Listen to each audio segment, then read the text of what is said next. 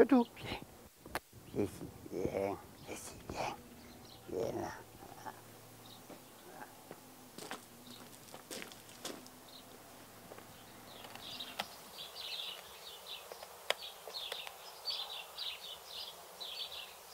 Il semblerait que le temps ne passe pas. Qu'on reste dans 20 ans, ou 30 ans ou 50 ans en arrière. Je vais dans un endroit arriéré. Donc on n'a pas l'air de vieillir. Voilà le premier. Je crois que c'est ça. Et conserver des traces du passé que beaucoup de gens jettent.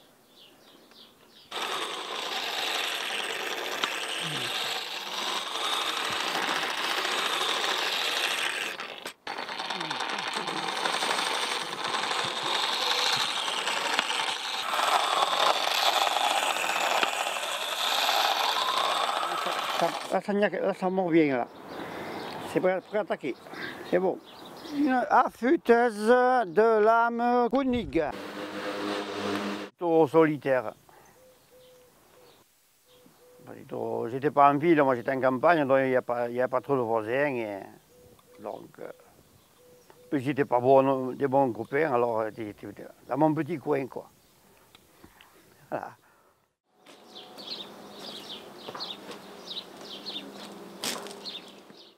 Moderne, le modernisme. À son côté pratique et agréable, et c'est des avantages à côté. Avec le nouveau principe électronique qu'ils ont, beaucoup ne pourront pas assurer les réparations. Ça va coûter trop cher. Et on changera beaucoup de véhicules qui pourraient tourner et certains ne pourront pas s'en payer une autre. Autant en automobile qu'en agricole.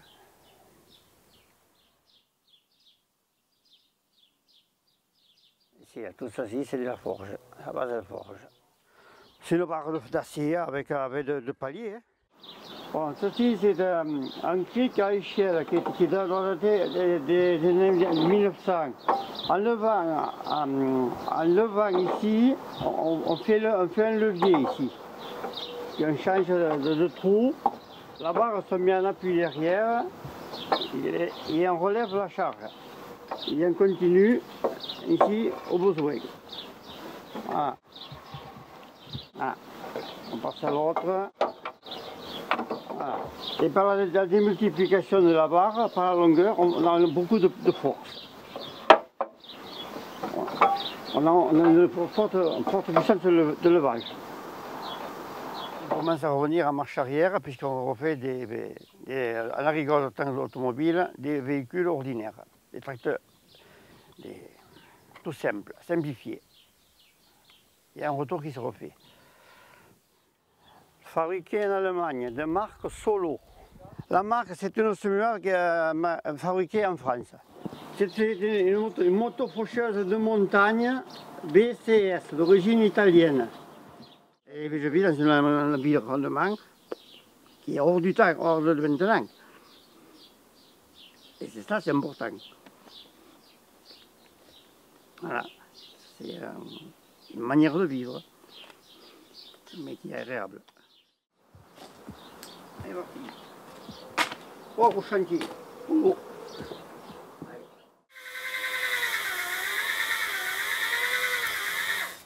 Ah. Avant ceci, c'était tout rouillé rugueux, et après le passage de la brosse, on a tout lisse, sans aspérité. Ben, elles sont les copeaux. Hein. On n'a rien à faire les copeaux avec, hein. Même un marteau, hein, je l'attaque. Et celui-ci, c'est le meilleur de tous les outils. Il nous sert pour casser la croûte, il fait une lime, il fait râpe, il fait tout. Tournevis, il sert à tout. C'est l'outil indispensable. Tous les jours. Voilà le meilleur. La bête. Voilà. Chercher les défauts, il n'y en a pas. aussi, quand on ne fait rien, des fois, c'est de prendre un chiffon, un bout de coton, et puis on les fait briller, comme si c'était nos vrais. Tout en se reposant, de temps en temps, on se... Voilà. C'est tout bête, mais c'est ça. Voilà, c'est peu de choses. C'est-à-dire, la passion, elle est jusqu'au bout, quoi. Pas jour et nuit, mais presque, quoi. Un jour, en me promenant, j'en ai vu une épave dans un coin, et ça m'a mis un déclic, et puis j'étais l'acheté, puis j'ai restauré, et puis ça, une après l'autre, et ça a été un enchaînement. Enchaînement, après c'est la passion, après il est mordu, et on peut plus s'en passer. Je pourrais faire mieux, je ne ferai pas mieux, elle va rester comme ça, pour l'instant. Parce qu'on a fait mieux un point, on peut tout refaire.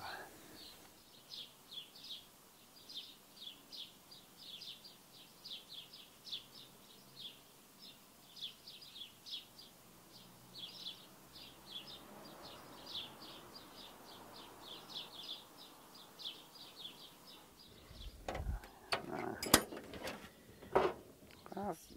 Ah. Voilà, c'est une Citroën B14 de 1927 qui a été ancienne berline qui a été transformée en bétaillère. Cette photo, c'est l'état de la B14 quand je l'ai achetée, en moitié démontée chez un copain. Là, il y a le châssis qui a été restauré et tout le reste a remonté. Voilà, et ici, il y a la caisse arrière qui est un groupe en piteux état, on peut dire. Voilà. Donc les deux, ça fait un ensemble. Et celle-ci, c'est celle qui était avant le démontage. Et le crayon, le bleu, ça a été fait au stylo pour voir l'effet de la couleur dans la masse. Dans l'ensemble, pour voir l'optique, enfin, voir le résultat que ça pouvait donner. Voilà. Et voilà, ça c'est un accessoire, une décoration que je me suis inventée pour enjoliver. Voilà. On sort le bouchon. Et met ça à la place. Voilà. Voilà. Et là, ça fait 4 yeux. La chouette et moi.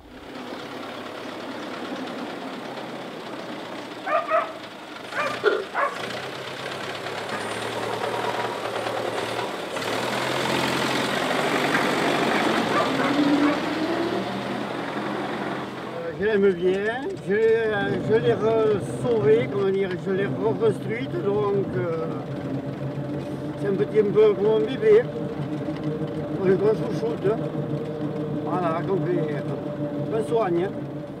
C'est une conduite assez rude, très rustique. Il faut faire les doubles débrayages,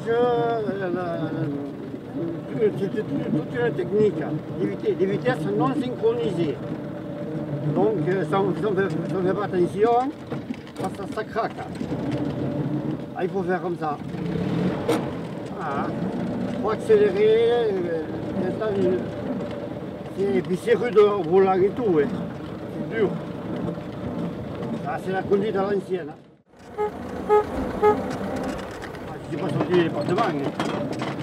Pour 50 km, 60, 70. Je crois qu'on fait les sorties de 105 km aussi. 5 km de circuit, elle le fait. Bah, le petit bouton noir. C'est un plaisir, mais il ne faut pas en abuser quand même. À la voiture électrique, c'est peut-être une solution, c'est vrai. C'est une solution, mais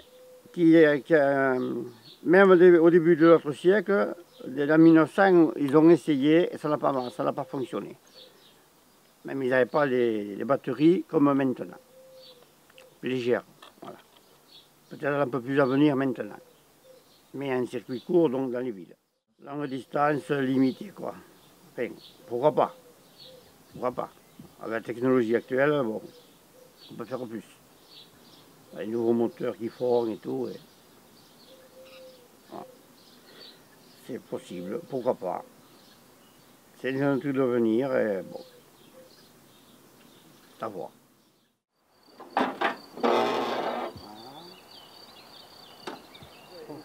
Ici c'est le moteur à 4 cylindres. 4 cylindres à essence, allumage par magnéto et carburateur simple. Et réservoir en charge au-dessus du carburateur, sans pompe à essence. Les nouveaux moteurs sont totalement différents. Ils ont les soupapes ici sont dans le bloc, en dessous de la culasse, sous le couvercle. Dans les nouveaux moteurs, ils sont au-dessus. Elles se trouvent au-dessus, là, avec la commande en haut. Il faudrait qu'il y ait un davantage qui s'intéresse aux choses du passé plutôt que de les détruire. C'est surtout ça qu'il faudrait. Il n'y en a pas beaucoup qui s'intéressent. Le malheur est un peu là. Et pour l'instant, il y a encore une régénération. Il n'y a pas mal qui le font, mais qui est en train de. La nouvelle génération, ça diminue, à moins qu'il y ait un gros sursaut. Je me nomme Alain Ducamp, j'ai 63 ans